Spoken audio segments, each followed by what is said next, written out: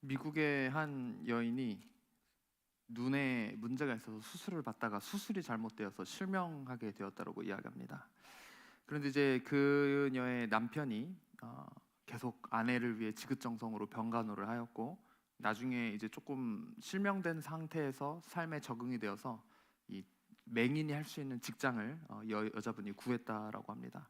그래서 그때부터 아내가 직장을 갈 수 있도록 차로 태워다 주고, 혹은 대중교통으로 갈 때도 뭐 이렇게 옆에서 부축해주고, 이렇게 늘 출퇴근을 도왔고, 또 출퇴근을 돕기 위해 본인의 직장에게 아내에게 이런 일이 있으므로 제가 좀 출퇴근 시간을 늘려주시고 땡겨주십시오라고 양해를 받아 2년이나 그렇게 출퇴근을 도왔다라고 이야기합니다. 그런데 이제 직장에 2년 내내 피해를 끼쳤기 때문에 평생 그렇게 할 수가 없었던 남편이 어느 날 아내에게 이렇게 이야기했습니다. 여보, 계속 이렇게 할 수 없으니 내일부터는 한번 혼자 좀 출근해 보면 좋을 것 같아요. 이제 수술이 잘못되고 실명된 지도 꽤 몇 년이 지났으니 당신도 좀 적응이 된 것 같아요. 그래서 할 수 있을 것 같으니 혼자 출근해 보세요라고 이야기를 했다라고 합니다. 이 이야기를 들은 아내의 마음이 어땠을까요? 한편으로는 그렇구나라고 이해가 가면서도, 다른 한편으로는 굉장한 배신감을 느꼈다라고 이야기합니다. 내가 앞이 보이지 않는데 가다가 어떤 일을 당하면 어떡하려고 우리 남편은 저렇게 이야기하지? 우리 남편은 T인가? 이러면서 이제 굉장히 상처를 받았다. 하지만 남편의 상황도 있으니 이해를 하려고 하고, 알겠어요 여보라고 이야기하고 그 다음 날부터 혼자 출퇴근을 시작했다라고 이야기합니다. 처음 출퇴근을 혼자 하게 된 날, 대중교통을 이용하다가 혼자 넘어지기도 하고, 그러다 보니 이렇게 좀 눈물을 훔치기도 한 때도 있었지만, 점차 이제 출퇴근이 익숙해지기 시작했다라고 이야기합니다. 그러다 어느 날 이 여인이 이제 버스를 탔는데, 버스 운전기사가 같은 시간대에 계속 타니까 같은 버스 운전기사를 매번 만나는 거예요. 근데 이 운전기사가 이렇게 이야기했다고 합니다. 아유, 우리 여사님은 참 좋으시겠어요. 좋은 남편을 두셔서. 매일 어떻게 남편분이 항상 등 뒤에서 이렇게 타시고 늘 뒷자리에 앉으시고, 옆에 안 하는 게 좀 신기하긴 하지만 그래도 관계가 좋으신가 봐요 라고 이야기를 했다라고 합니다. 그러니까 무슨 상황인 거죠? 혼자 출퇴근하라고 하고 몇 달 동안 남편이 혹시 아내가 무슨 일이 생기지 않을까 뒤에서 쫓아다니고, 뒤에서 돌보고, 정말 아내가 혼자 할 수 있는가를 판단하기까지 몇 달을 뒤에서 묵묵히 따라가고 지켜봤다라고 이야기를 합니다. 그래서 여러분, 이런 것처럼 때로는 내 삶에 내가 다 모든 것을 혼자 하고 있는다라고 느껴질 때가 많습니다. 그런데 우리가 자주 하는 찬양이죠. 나의 등 뒤에서 나를 지키시는 주. 우리가 때때로 넘어지고 때때로 고난 가운데 내가 혼자 모든 짐을 짊어지고 나아가고 있다라고 생각할 때에 묵묵히 등 뒤에서 우리를 지켜주시고 묵묵히 우리를 돌봐주시는 그런 하나님의 은혜가 우리 가운데 있다라는 것입니다. 아까 나눈 이 여인의 이야기는 정말 실화이고, 또 이것이 굉장히 많은 사람들에게 감동을 줬다라고 이야기를 합니다. 그런데 그것보다 더 큰 사랑으로, 더 큰 도움으로 우리 주님이 우리 곁에서 늘 함께 하신다라는 것이죠. 여러분, 주님이 함께 하실 때 이런 은혜와 또 이런 도우심과 이런 기적이 우리 가운데 일어난다는 것을 우리 가슴에 새기기를 원합니다. 오늘 본문에는 우리가 지지난주에 몇 주 전에 본 것처럼 이스라엘이 속아서 기브온 족속과 평화조약을 맺은 그 이후의 여파가 등장하게 됩니다. 그러니까 바로 이 평화조약을 맺자마자 문제가 즉시 생기게 된 건데요. 이 기브온 족속이 다른 족속과 마찰이 생기게 되어서 다른 족속이 기브온 족속을 공격하러 오는 그런 상황이 되었습니다. 그래서 이제 이스라엘에게 도움을 청하게 되죠.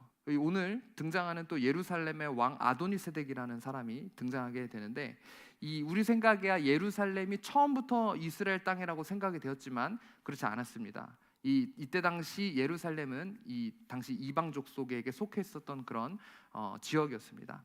그래서 예루살렘 왕이 이스라엘을 보니까 요단강을 건너고 무너질 수 없는 여리코를 무너뜨린 다음에 아이성까지 점령했다라는 그 소식을 들었습니다. 그리고는 기브온 족속과 싸우지도 않고 평화조약을 맺고, 심지어 기브온 족속이 굴복하면서 평화조약을 요청했다는 소식에 굉장히 깜짝 놀라게 되었던 거예요. 이 생각보다 더 대단한 이스라엘의 정복 전쟁을 보면서 두려움이 찼었던 것이죠.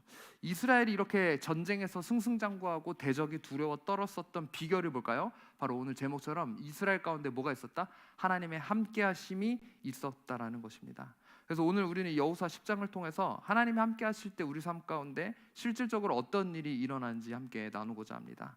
자, 먼저 이 오늘 본문 2절 말씀을 보게 되면요, 예루살렘 왕 아도니 세덱이 깜짝 놀란 이유를 구체적으로 이야기하고 있습니다. 2절 말씀 같이 한번 읽어보겠습니다. 시작. 크게 두려워하였으니 이는 기브온은 왕도와 같은 큰 성임이요 아이보다 크고 그 사람들은 다 강함이라. 그러니까 예루살렘 왕 아도니 세덱이 이 1절에 보게 되면은 이 소식을 듣고 2절에 크게 두려워한 이유에 대해서 이야기하죠. 그 이유가 무엇입니까? 기브온이 왕도와 같은 큰 성이라고 이야기하고 있어요. 그러니까 기브온은요, 아이 성보다 큰 성이었고, 그리고 심지어 그 성에 있는 사람들은 다 강한 사람이었다. 그러니까 전투에 능한 사람이었다. 싸움을 잘하는 민족이었다라고 이야기하고 있습니다. 그런데 이스라엘이 처음에 아이성 전투에서 패배를 했었죠. 그러니까 아무리 여리고를 무너뜨렸어도 예루살렘 왕이 보기에는 기브온이 이스라엘하고 싸웠으면은 어느 정도 해볼 만한 게임, 혹은 어느 정도의 피해를 입힐 만한 어떤 그런 족속으로 봤었다라는 것이죠. 그런데 그 크고 강한 기브온이 싸워보지도 않고 거짓말을 하면서까지 이스라엘에게 굴복하고 평화조약을 맺는다, 그 사실 자체에 이 예루살렘 왕이 충격을 받은 겁니다. 아니, 저렇게 능력 있는 족속이 왜 저렇게까지 하면서 평화조약을 맺었을까? 여러분, 이런 것처럼 하나님이 우리와 함께 하시면 내가 생각하기에 혹은 세상이 보기에 큰 적군이 우리 앞에 스스로 굴복하게 된다는 것을 반드시 여러분들이 기억하시기 바랍니다. 나의 어떠함이 아니라 하나님의 함께 하심 자체가 우리의 대적을 떨게 한다는 거예요. 여러분, 가끔 이제 저희 기도원에 귀신 들린 사람들이 찾아올 때가 있습니다. 그래서 여전히 네이버에 귀신 쫓는 목사님 치면은 저 김경래 목사님이 제일 많이 나와요. 사람들이 막 간증을 올려놓습니다. 그래서 귀신 들린 사람들이 가끔 기도원에 방문할 때가 이제 있는데, 그런 사람들을 만날 때 이제 저랑 이제 뭐 이제 눈이 마주치고 할 때마다 이렇게 보면은 어떨까요? 눈을 이렇게 못 마주쳐요. 눈을 못 맞추고 스스로 꼬리를 내립니다. 물론 이제 영적인 어떤 그런 우리 목사님의 또 그걸 제 물려받은 저의 어떤 영권이나 이런 것들 때문에 그렇기도 하지만, 사실은 제 생각에는 하나님의 함께하심이 있기 때문에, 제 안에 하나님의 함께하심이 그 귀신이 보기에 보이기 때문에 스스로 꼬리를 내리고 눈을 마주치지 못한다라는 것이죠. 근데 여러분, 참 재밌는 사건이 있었어요. 한 번은 귀신 들린 사람이 저희 이제 기도원에 이제 왔다가 어떤 귀신의 양신의 역사가 막 이렇게 나타나고 있었어요. 그런데 그 사람이 갑자기 예배드리고 있는 다른 누군가에게 가서 따귀를 갑자기 때리는 거예요. 예배 중에. 그러니까 그 따귀 맞은 사람은 갑자기 어안이 벙벙하죠. 여러분, 그 사람이 어떤 신앙생활, 따귀 맞은 사람이 어떤 신앙생활을 하고 있었냐면 나이롱 신자. 교회를 다닌다고 하고 직분이 있다라고 하지만 제대로 된 신앙생활을 하고 있지 않았어요. 그러니까 이 귀신 들린 사람이 봤을 때, 아니 막 이 사람들 불로불로하고 성령 충만하고 있는데 저기 앉아 있는 누군가는 봤을 때 그냥 만만한 거죠. 그러니까 귀신 들린 사람이 가가지고 따귀를 이제 때린 건데, 그래서 이제 그 따귀 맞은 사람이 며칠 동안 기도원에 머물면서 굉장히 회개 기도를 많이 했어요. 아, 참 내가 귀신이 얕잡아 볼 정도로 이렇게 나이롱 신앙생활을 하고 있으니 하나님 앞에 진짜 회개하고 돌이켜야겠구나라고 이렇게 열심히 기도했었던 그런 기억이 있는데, 물론 누군가가 따귀 맞은 사건이 웃을 일은 아니지만 그걸 보면서 참 되게 신기했습니다. 귀신이 보기에 그런 것도 보이는구나. 여러분, 한번 스스로 자문해 보십시오. 여러분, 귀신한테 이 자리에 따귀 맞을 분들 제가 보기에 몇 분 계십니다. 그래서 따귀 맞을 분들 스스로 회개하고 자복하시면서 하나님의 함께 하심을 내 삶 가운데 구해야겠구나. 우리 귀신한테 따귀 안 맞을 자신 있으신 분 계십니까? 네, 몇 분 안 계신, 아멘 하신 분이 몇 분 안 계신 거 보니까 벌써 두려운 분이 계신 것 같아요. 여러분, 하나님의 함께 하심이 있다라면 그것이 귀신 들린 사람에게조차, 우리의 대적 마귀에게조차 보인다라는 것이죠. 그런데 내가 믿는다라고 말만 하면서 하나님의 함께 하심이 내 삶 가운데 없다라면 대적한테 깔보인다라는 거예요. 귀신이 늘 틈탄다라는 거예요. 우리 삶 가운데 여러 가지 유혹과 장난질을 한다라는 것이죠. 여러분, 우리 인생에서 이길 수 없어 보이는 상대, 생각지도 못한 문제, 주님이 함께 하실 때 그들 스스로 굴복하고 꼬리 내린다는 사실을 반드시 기억하십시오. 여러분, 오늘 본문으로 돌아와서 예루살렘 왕은 같은 가나안 족속이면서 자기들과 연합군을 이루어 이스라엘과 함께 싸워야 하는데, 그게 아니라 이 이스라엘에게 굴복하면서 이스라엘 편에 서게 된 기브온 족속을 괘씸하게 여긴 거예요. 배신자로 여긴 거예요. 야, 너 우리 가나안 연합군 해야지. 근데 어떻게 그럴 수가 있어? 그래서 3절 4절 말씀을 보게 되면요, 예루살렘 왕이 헤브론 왕, 야르못 왕, 라기스 왕, 에글론 왕에게 사람을 보내서 우리 배신자를 척결하자, 기브온을 척결하자라고 이야기를 한 거예요. 그러니까 기브온 족속 입장에서는 이웃 5나라가 연합을 이뤄서 자신들을 공격하러 오니까 얼마나 두렵겠습니까? 변절자를 차단하자 이러고 몰려오는 그 연합군을 바라보면서 여호수아한테 사람을 보내서 상을 알린 거죠. 우리와 평화조약을 맺지 않았습니까? 그러므로 와서 도와주십시오, 우리를 보호해 주십시오라고 요청을 했습니다. 여러분, 근데 우리 지난번에 나눴지만 사실 이 평화조약이 제대로 맺어진 조약입니까? 아니죠. 속여서 맺어진 조약이라는 거예요. 그러니까 이스라엘 사람들 내부에서도 분명 이 조약을 지키지 말자라는 사람도 있었을 것입니다. 아니, 이거 속여서 맺은 건데 파기해야 되는 거 아닙니까? 우리가 그 위험부담하면서 굳이 그 사람들을 지켜줘야 할 이유가 뭡니까? 어차피 싸워야 할 민족이긴 하지만 저렇게 똘똘 뭉친 저 사람들에게 굳이 가서 이 어려운 싸움을 해야 합니까? 뭐 이런 말들이 많았을 것입니다. 여러분, 근데 사실 이 조약이라는 단어, 언약이라는 단어랑 같은 단어라고 말씀을 드렸죠. 언약은 지켜도 되고 지켜도 되고 안 지켜도 되고 하는 그런 개념이 아니라고 말씀드렸습니다. 약속하고 언약, 이 조약하고 다른 점은 반드시 파기되지 말아야 할, 반드시 지켜야 할 것이 언약 혹은 조약이라고 말씀을 드린 것처럼 이 이스라엘 입장에서도 사실 속아서 맺은 조약이라 하더라도 그들이 그것을 지켜야 할 의무가 있었다라는 것이죠.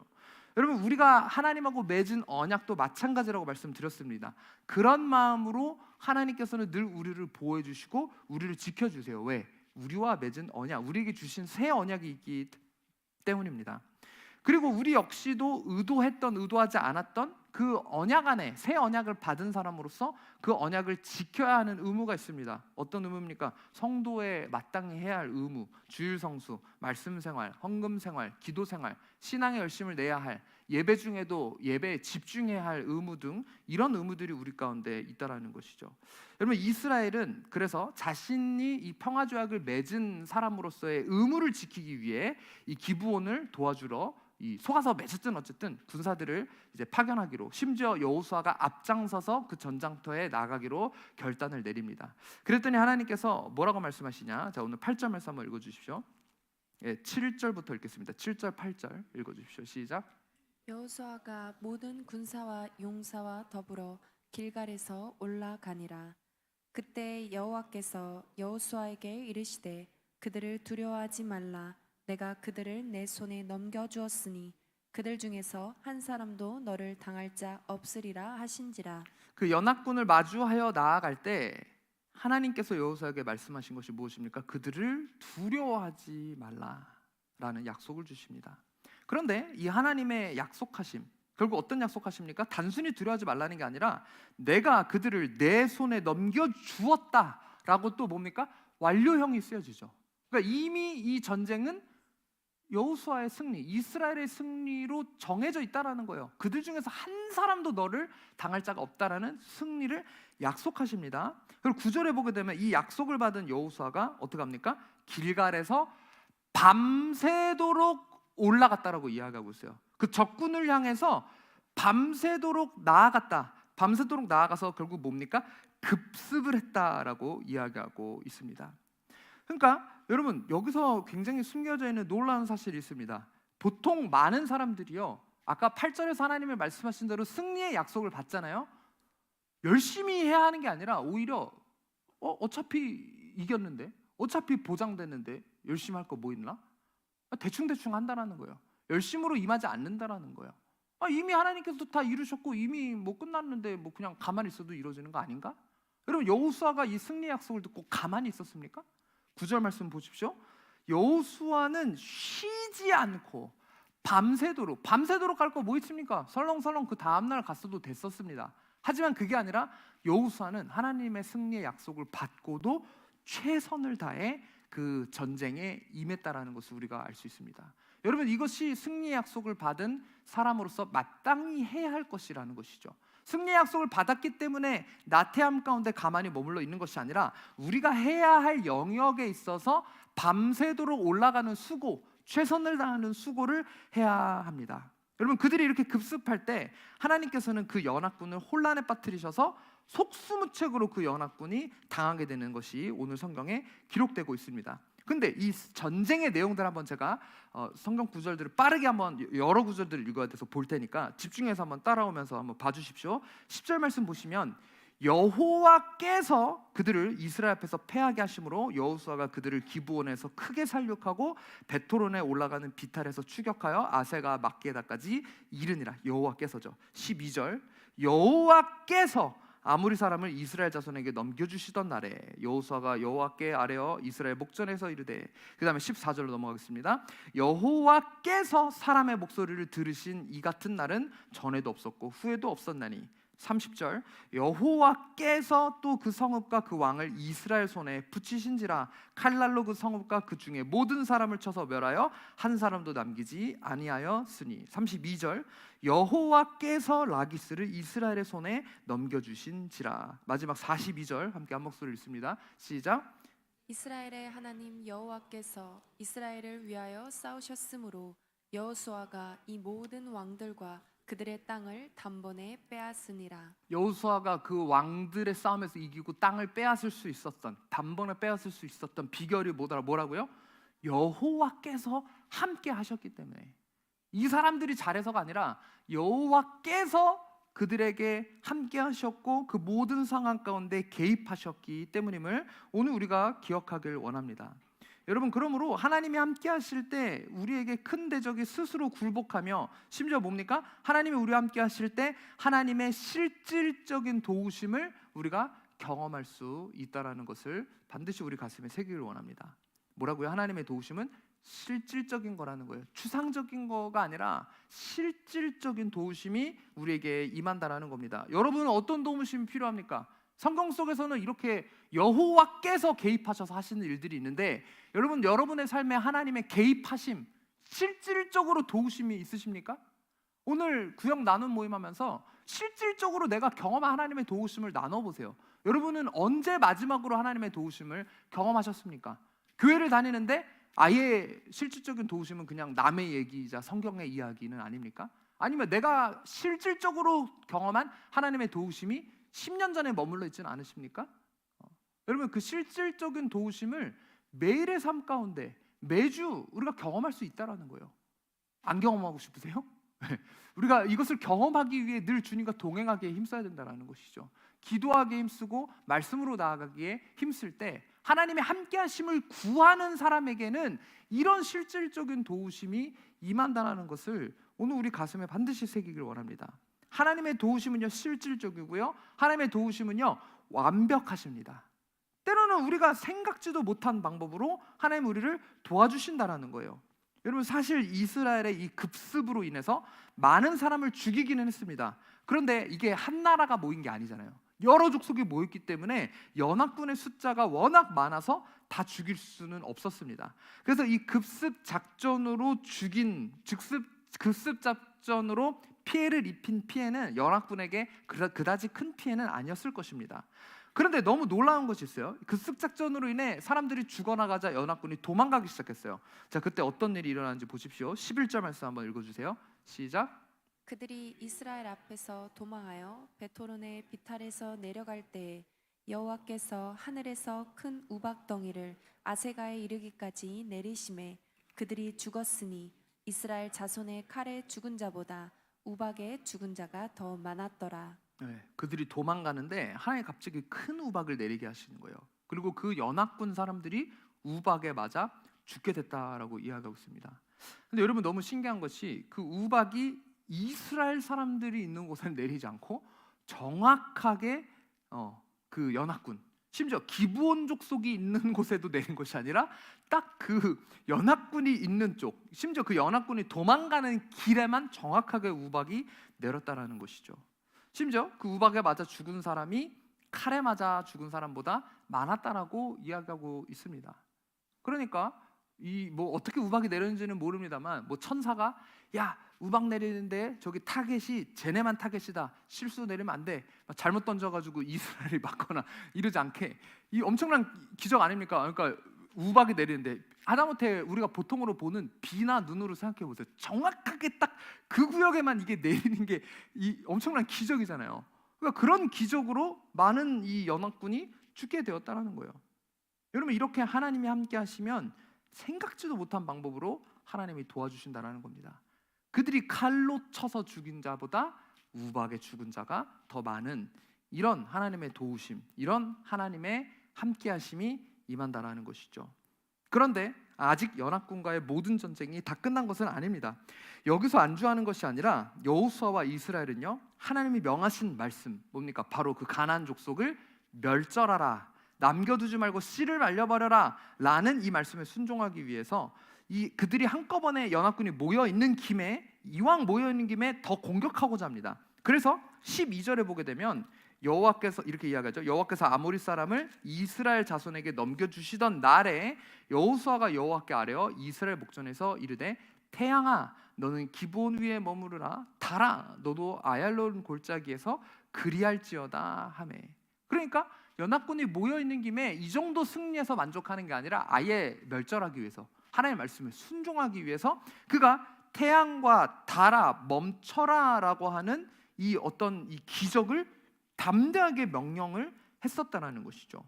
그런데 실제 여기서 뭐라고 기록하고 있습니까? 그 해와 달이 그 적군을 죽일 때까지, 13절 보면 태양이 머물고 달이 멈추기를 백성의 그 대적에게 원수를 갚기까지 했다라고 기록하고 있습니다.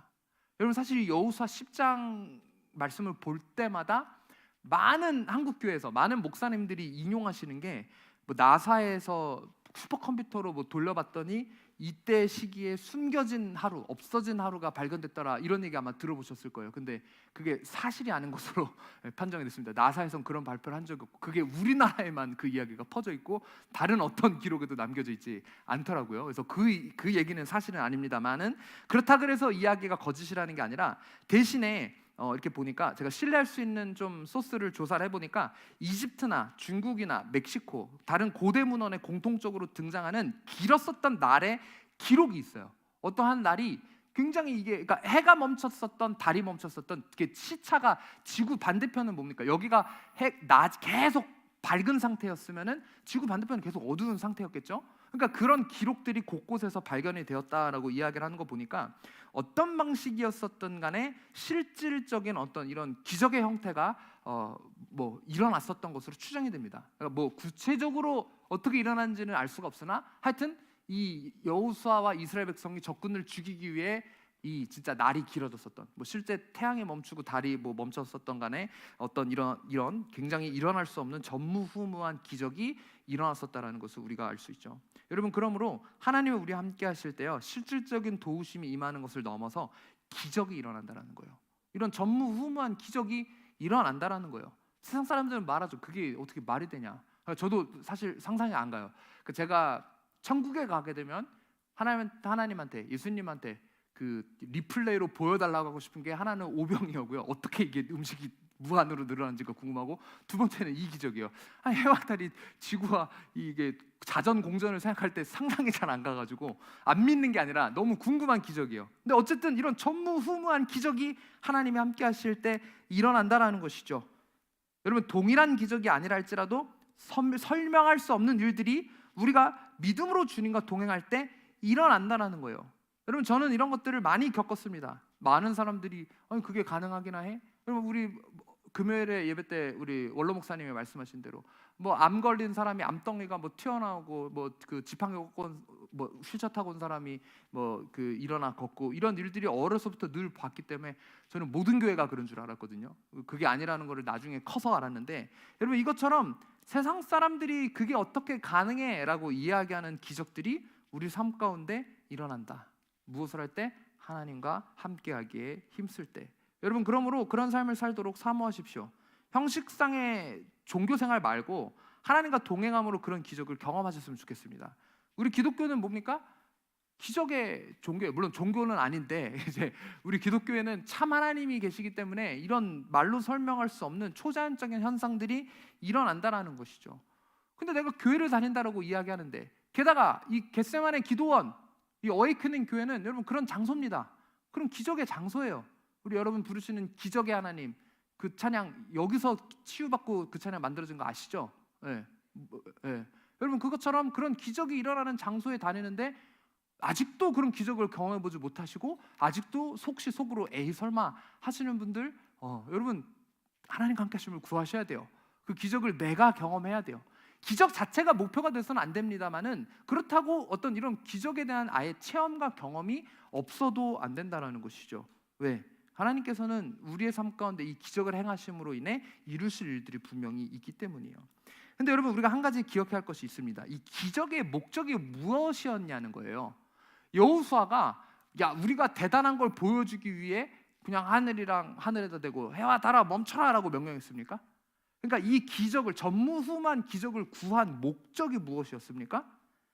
이것이 자신의 영광을 구하기 위함이 아니라 하나님 말씀에 순종하기 위해서였다는 거예요. 하나님 대적을 멸절하라고 했으니 지금 이 시기에 날이 길어져야, 이 시기에 해가 계속 길어져야 적군을 멸할 수 있었기 때문에 자신의 욕심이 아니라 하나님의 말씀에 순종하기 위해 기적을 구했고 결국 그 기적이 일어났다라는 것이죠. 내 욕심이 아니라 하나님의 말씀에 순종하기 위한 간구, 그것이 또 우리의 기도의 방향성이 되어야 합니다. 오늘 말씀을 맺기를 원합니다. 여호수아와 이스라엘은 세상의 방법으로 승리했습니까? 하나님의 방식, 하나님의 방법으로 승리했다라는 것을 기억하고자 합니다. 그리고 그 하나님의 말씀을 온전히 지키기 위해 그 멸절하는 말씀에 온전히 순종하고자 하기 위해 이런 기적을 강구했다라는 것이죠. 이스라엘이 대승할 수 있었던 이유, 이스라엘이 이런 기적을 경험할 수 있었던 이유, 하나님 말씀에 온전한 순종이 전제가 되어 있었다라는 겁니다. 여러분 어떠십니까? 선택적으로 내가 순종할 수 있는 것 같은 것만 선택적으로 취사 선택해가지고 그렇게 순종하려고 하고 있지는 않습니까? 에이 이거는 내가 좀 바쁘니까 좀 제껴놓고, 에이 이거는 뭐 굳이 내가 하지 않아도 되니까 제껴놓고. 여러분 그것이 아니라 하나님이 말씀하신 것들에 온전히 순종하기 위해 힘쓰십시오. 그럴 때 하나님의 함께 하심이 우리 가운데 임할 수 있다라는 것입니다. 그리고 거듭 말씀드리지만 여전히 기적을 경험하지 못하고 계신 분들, 실질적인 하나님의 함께 하심을 경험하지 못하신 분들이 계시다라면 오늘 우리가 좀 결단함으로 나아가길 원합니다.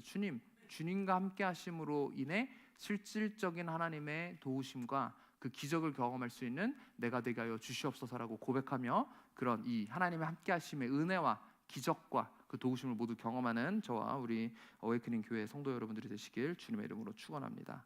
같이 함께 기도하시겠습니다. 하나님 감사합니다. 오늘 여호수아 10장 말씀을 통하여서 하나님 함께 하실 때 우리 삶 가운데 어떤 일이 일어나는지를 우리가 함께 나눴습니다. 주님, 내가 주님과 함께 하기 위해, 동행하기 위해 얼마나 힘쓰고 있는지 오늘 겸손히 좀 돌아보길 원합니다. 하나님, 내가 세상의 방식으로 혹은 내 육신의 나태함을 합리화하면서 하나님 함께 하심이 아니라 다른 것들을 추구하고 있지는 않았는지 오늘 우리가 정말 주님 앞에 내 몸을 쳐서 복종하길 원합니다. 주님의 함께 하심이 내 삶에 임하기 위해 이 여호수아가 밤새도록 달린 것처럼 최선을 다해 그 주님 앞에 달려나갈 수 있도록 우리를 붙들어 주시옵소서. 그리고 여전히 하나님의 함께 하심의 은혜와 기적과 도우심을 경험하지 못한 영혼들은 하나님 이 기적과 하나님의 도우심이 그들의 삶 가운데 분명하게 임함을 경험하게 하시고 더욱더 그래서 주님 앞에 가까이 나아가 그 하나님의 깊은 관계 가운데서 주님 베풀어 주실 은혜와 사랑을 경험할 수 있는 우리 한 사람 한 사람과 그런 어웨이크닝 교회가 될 수 있도록 주님 붙들어 주시옵소서. 감사드리며 모든 말씀 예수 그리스도의 이름으로 기도드렸습니다.